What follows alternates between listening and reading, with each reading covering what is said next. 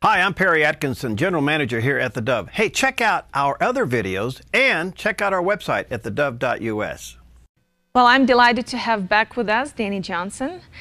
Dani is an author, speaker, self-made millionaire, and last time she did share her story with us how that at the age of 21 she lost everything. But it only took her 2 years to not only get back on her feet, but become a millionaire. How did she do it? Well, that's what we're talking about today. Starting a business, being an entrepreneur, and just going out there and succeeding in life. Welcome back, Dani. Thanks so much for having me. Well, I want to start with some statistics. You did say in one of your shows that half of Americans dream of having their own business, and only 13% actually do it. Why such a low number? Isn't that tragic? I mean, it absolutely blows my mind. In fact, we did a show yesterday on this very same thing where I actually interviewed 2 of my clients who are entrepreneurs and getting behind the entrepreneurial mindset. And I believe largely it is because we have trained out of the American people and people around the world, but specifically Americans, we've trained out of them their natural entrepreneurial desires. We've covered it up with school, per se, that says, okay, go to school, get a good education, get more schooling, and go get a job. We don't have classes from kindergarten all the way through college teaching the entrepreneurial life and teaching the entrepreneurial mindset, but instead we're just training people to be in jobs instead of thinking about having their own business, thinking freely, creative ideas, and things of that nature. So do you have to possess certain skills and talents, or can anyone be an entrepreneur? Well, hello. What was I, right? What was I? I was less than the run-of-the-mill person. I grew up on welfare in a violently abusive, drug-infested home. I was terribly, violently, emotionally abused. I was violently, physically abused, sexually abused, all of it. So I didn't have like this natural ability for business. And I have to tell you that most of my clients have not either. Most of our clients that are at DaniJohnson.com, let me tell you about Elizabeth Miller. Okay, she started baking cookies in her kitchen, taking the cookies to the flea market, selling them. That eventually turned into a bakery. Now she owns a pretzel shop and has franchised the pretzel shops, and she's making a ridiculous amount of money and has become financially independent as a direct result of that. Who is Elizabeth Miller? Just this mom with some kids who just thought, I'll make some extra money selling cookies. Come on, man. Really? So, no. So how do you know where to go? Because there are some businesses available that you can join in and kind of become an independent distributor or an independent something, or you just start from scratch. How do you know? How did you know what to do? I did what was in front of me is what I did. You know, I was desperate. So I didn't have a whole lot of options. I needed to make money. I was tired of being a homeless woman. So I did what was obvious and right in front of me. And what it was is I had purchased a weight loss program because I was 50 pounds overweight the month before I became homeless. And so I thought to myself, I wonder if I could market this product here in this area. And so I called the manufacturer. I set up a licensing thing. I said, what does it take? You know, how can I sell it here? And they basically told me it would cost a lot of money, but I didn't let that stop me. I went and I found customers first and then took all the money that the customers gave me without giving them product yet. And then I took that into a cashier's check, sent it to the manufacturer. The manufacturer then sent me the product because I created a need for their product. Bam, I was in business. You know, so let me go back to your question because I think it's important. Does it take specific skills? Yes, it takes specific skills, but anybody can learn those skills. One of my clients, Kevin, who I interviewed yesterday on my show, you know, where did he start in business? He said, I started when I was 3, 4 years old selling junk at a garage sale with my parents. And then I started a lemonade stand, you know, and then he tells the truth about college. He wanted more beer money, so he started selling a product, somebody else's product online. He got into the internet industry and made $2,000 to $3,000 a month, which was far more than he needed for beer. And by the way, I led this guy to Christ at one of our business seminars. He loves the Lord today and gives most of the profits of his businesses. He has 4 businesses. He gives most of the profits to the orphan and the poor. As an example that we set for our business, 100% of our profits go straight to the poor. So anyway, does it take skill? Yes. But anybody can learn skill. Does it take strategies? Yes, but all humans can learn strategies. We can learn to do anything. And not only that, it's biblical to be in business. It's biblical to succeed in business. And most of us just don't know that. We've just kind of carved out this mediocre path that everybody else is following, not really wondering, hey, is that really the path for me?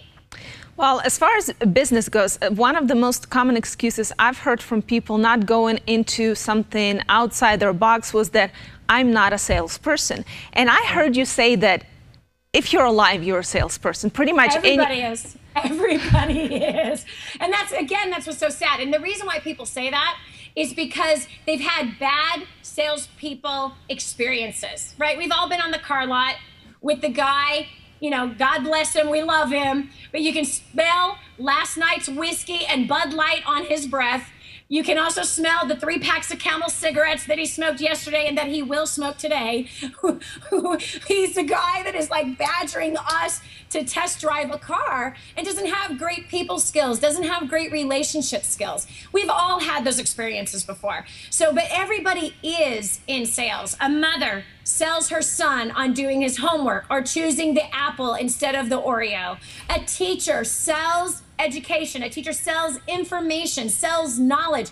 And if the teacher is not good at selling, then their students don't gain the information. They don't get understanding, and they won't do their homework, and they will not succeed. Every single person who got married sold that person to be their spouse. They did a presentation. They prospected the marketplace. They followed up with that prospect, and they sealed the deal. And so everybody is in sales. It's just that most people don't understand the difference between amateur and professional sales. And if you learn the art of professional sales, you will not be a salesperson. You'll not be seen as a salesperson. You will not act, walk, talk like a salesperson. You'll actually be one that helps to create a buying experience for people.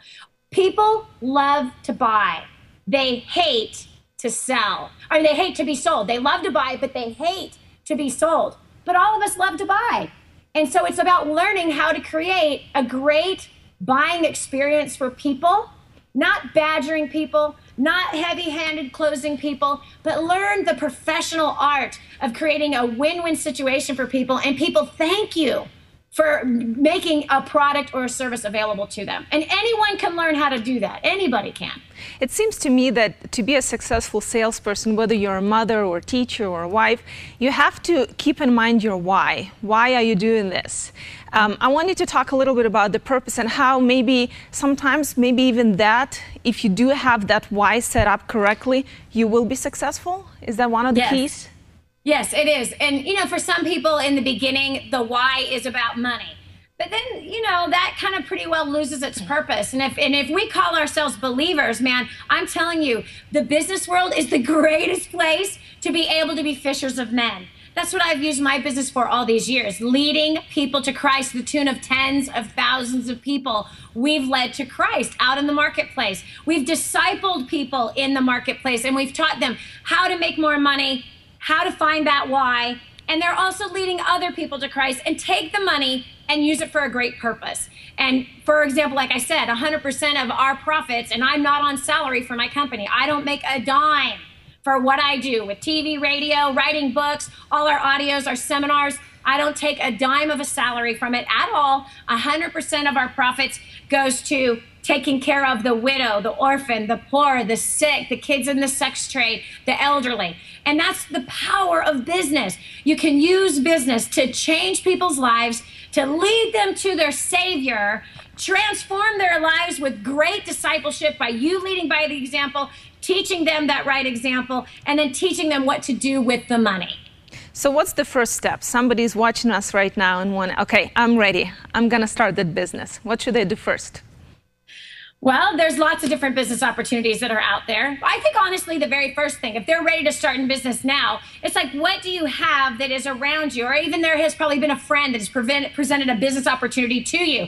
Do something. You got to do something. And it's not about finding the right business, because I was not in the right business when I was homeless. I didn't look for the right business. I had something, I had a product that didn't even work for me, honestly, which is also a hilarious story. Okay, but like I said, you know, some people go and they clean houses, and that's their business. Some people do odd jobs. I had a guy that was during, 2008, 2009, the economy was so bad. So he had this idea, I'll become the odd jobs guy. And he went knocking on doors, offering to take out people's trash, fix whatever needs to be fixed, running errands for them. He made 10 grand a month being an odd jobs guy. So he couldn't find a job paying him 10 grand a month, but as a businessman, doing what? Finding a need and filling that need. And so there's so many options that are out there. It's ridiculous how many options there are out there. There really are. We're going to take a break now, Dani. When we come back, I want to talk about excuses. I want to talk about fears that people have and how we can overcome them. All right? And before the break, I want to give out the website for Dani Johnson. It's DaniJohnson.com. Go visit it.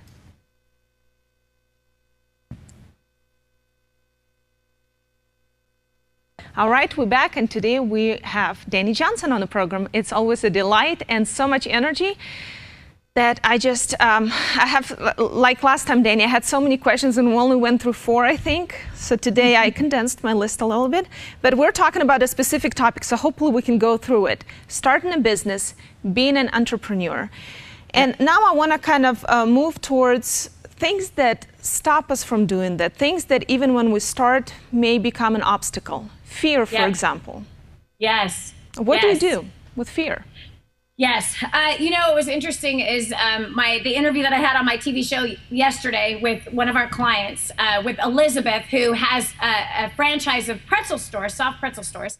It was very interesting how she had such a childlike faith. And the Bible says that that's what we're supposed to have, is a childlike faith. And without faith, it's impossible to please God. And we got to make a choice every day. Are we going to choose fear and bowing down to the little g God of fear? Or are we going to rise up in faith, trusting our Father in heaven to step out with him in the marketplace to provide for our families? Fear does not pay anything into your bank account, but faith will always bring in an abundance into your bank account. So fear is not just for entrepreneurs. It's not for people who are looking at starting a business. People who are fearful, they choose to be that way every day. People who are faith-filled choose to be that way every day. People who are choose faith-filled are people who obviously encounter obstacles and opposition and rejection and problems and not having enough money and disasters that happen in the marriage or with the kids. Both parties, both populations have the same problems. The one that chooses faith and to walk by faith and training their mind to be faith-filled by taking action and filling your mind with important training so that you can get good at what you want to do, those people are the ones that win. The ones who choose fear stay stuck.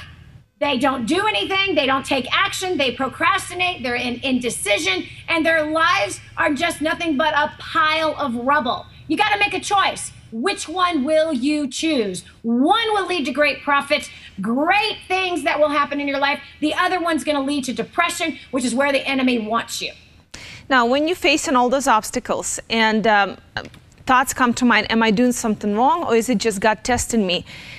Is there like a universal answer to that? How do you help people who come to you and say, hey, I've been in my business for a year, no profit, but I don't want to quit because quitters never make it. So what do you say to those people who are just not making it yet?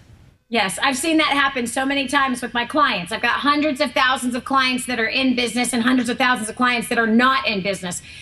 Both those things happen in both worlds. Like, am I in the right job, or even am I in the right relationship? Here's the reality, is you got to look at what obstacles are coming at you. The only reason why the obstacles are there is because you lack a skill to overcome. It's not God. God opens doors that no man can shut. God also closes doors that no man can open. That's pretty crystal clear, is it not? Yeah. So if we're hitting obstacles and we're having opposition, it's only a sign that we're lacking a skill that is necessary to overcome that. For example, let me give you Elizabeth Miller, because it's so fresh in my mind.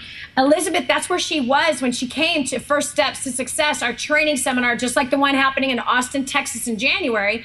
They couldn't afford to come. They had over $200,000 worth of debt. They were failing in that business. And what happened was that she heard about spirit-driven success, came to the live First Steps to Success, and started learning some new skills. And she found, oh my goodness, this is what I've been missing. Okay, well now, in 2 years, she's paid off $239,000 worth of debt. She has grown and multiplied her one little pretzel store to now multiple pretzel stores and franchising. We're talking making a crazy amount of money. And what was it? And this is what she said.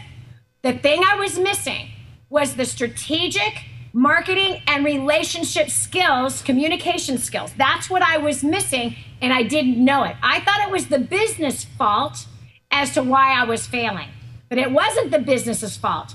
It was my lack of skill of communicating and working with people at the level that I needed to be able to take the business to that level. So it just means that the business is showing you need some new skills, and I cannot think of a better place to go get those skills. Go to DaniJohnson.com. We have trained up hundreds of thousands of people in business, one of which, Sandy. When Sandy came to me, she was attempting to make a business work online, and she was attempting to do it offline and online. She was trying to market a product, had 3,000 people tell her no. She could not get anybody to buy what she was attempting to market. After Sandy had hired me for consulting, had been to many, she's been to 25 First Steps to Success training events. Today, Sandy makes $2 million net profit a year. This woman is known now all over the world, and she's the chief expert in social media today. She's been on every kind of major media outlet that is out there, but this woman, when I met her, was a complete failure in business. She paid off $469,000 worth of debt. In 2 years, she's debt-free. She gives 90% of her income to the poor. So what was it? It wasn't the wrong business. It was the wrong skill. And she had to learn new skills. And it took her a while to learn those skills. And she invested into herself, into the training, into the strategies. And today, the woman is an icon in the business world. Wow. Wow. There are a lot of stories on your website. I must commend you for all the testimonies that you put there, DaniJohnson.com. If you guys want to be inspired, go there and check those out. Dani, I want to go back to when you were 21 and when you started your business. I always had this question, who did you call? You were homeless. Yeah. Who did you call? I mean, yeah. I picture you with the, paid phone. Payphone. Yep. It's a payphone is what it was. So what I started with is I wrote out this little flyer on a piece of what do you call it? Scratch paper. I found a piece of scratch paper. I wrote out a little advertisement. I had no phone, obviously, and so what was I going to say? Meet me at the coconut tree on the left at 3 o'clock? No, I had no home, I had no phone, and I had no product. So I had to creatively figure out a way through communication skills to be able to create a win-win situation and build trust with my clients. And I talk about that and how to do that in the book, First Steps to Wealth. And I don't know if you know this, sweetie, but this is for free on our website. Yes. So they can get a free copy of this. They can download it right now as an ebook. And if they want the physical copy, they can pay the shipping to get it to their house. But it's First Steps to Wealth. But I talk about from day one, who did I talk to? I ran a flyer. I then got a guy to give me a voicemail number with a check in the mail, right? He didn't make me come down there and give him the check right away, and thank God. And again, that was some of the communication skills that I had learned, and I talk about those communication skills in the book, First Steps to Wealth. And so that was it. I got 25 phone calls in 3.5 hours, and I called the first person back. I messed up that very first call. I had to re-strategize before I got on the second call and had a 100% closing ratio after that. So, And again, that's what I teach at First Steps to Success. There's step by step by step. How do you start from nothing? Not only that, I think it's important to know this. We have built our businesses all through referrals, no advertising. I was just in a room with 850 people in Ohio teaching business and finance and relationships for 3 solid days. When I asked the 850 people, how many of you heard about DaniJohnson.com by a friend? 99% of the hands go up. That was all a personal referral that sent those people to that training seminar. No one is paid for those referrals. There was no advertising that brought those people in. The rest of the 1% of the room was brought in by how? They saw me on Secret Millionaire, or they saw me on Oprah, or they, heard about me through some radio interview or a television interview that I did. 99% of my database is all because of personal referrals. Somebody else who came to our site, got results, and sent their friends to our site, and that's how we've built that business. And so that kind of strategy builds every business, no matter what the economy is, on no budget at all. A lot of Christians, I think, are a bit afraid of money, or we have a negative view of money. How do you pray for success? Lord, your will be done. Deuteronomy 8:18 says that God has given us the power to create wealth. Well, study the Bible and it's going to show you, he actually tells us exactly how to create wealth. And here's the facts. There's been a lot of bad prosperity teaching out there. And that prosperity teaching is actually nothing but selling a lottery ticket. That if you give to my ministry, then God is going to bless your business. Nonsense. You will not find that in the Bible. But the Bible talks about the skill sets. It talks about that skill brings success. The Bible shows us that even with King David in the book of Psalms, where he says that David led Israel with the integrity of his heart and the skillfulness of his hands. There's specific skills that are necessary in order to make money. And when you use those skills, you will make money. And I believe that as Christians, as we make money, we should not fall into the trap of pleasures. We shouldn't be following the trap of fast cars, big houses, fancy stuff, as I fell in that trap in my first 10 years of making millions. The last 14 years, buddy, we ain't going there. I work and build businesses to give, to help kids come out of the sex trade, to help the orphan, to help the poor, to help the elderly. And so you don't have to be afraid of money if you're making it with integrity and honesty and giving it away. What's there to be afraid of? And then you look at your life and see how blessed you are. I love your family pictures that you post. That one trip you had was amazing. Before we're out of time, give one advice to people watching right now. What can we include in our daily lives? Maybe a new habit, something that can help us get us on the path to success. Number 1, start your day with prayer. Pray for your customers, pray for your boss, pray for the clients, pray for your family. Pray, ask God to change you. Have him show you what it is that needs to change inside of you. We should have him reveal to you what are the things that are hindering your life from being what it is that he desires your life to be. Number 2, read the word of the living God every single day. If you call yourself a Christian, then you better be devouring his wisdom, his direction, his knowledge, his understanding. That's how every Christian should start their day. From there, you want to learn how to succeed? Then take a major shortcut and learn daily from people who have the success. You want to succeed in your job, you want to succeed in business, you want to succeed in finances, you want to succeed in your family, then you've got to pour resources into your mind that are biblically based, that can help guide you according to the scriptures how to succeed. And there's one place I know of that you can get that, DaniJohnson.com. Go there for that advice. Listen every day, and I promise you, between you and me and God, you're going to have the greatest success you've ever experienced in your life. Thank you, Dani, and thank you for being with us today. Thanks for having me.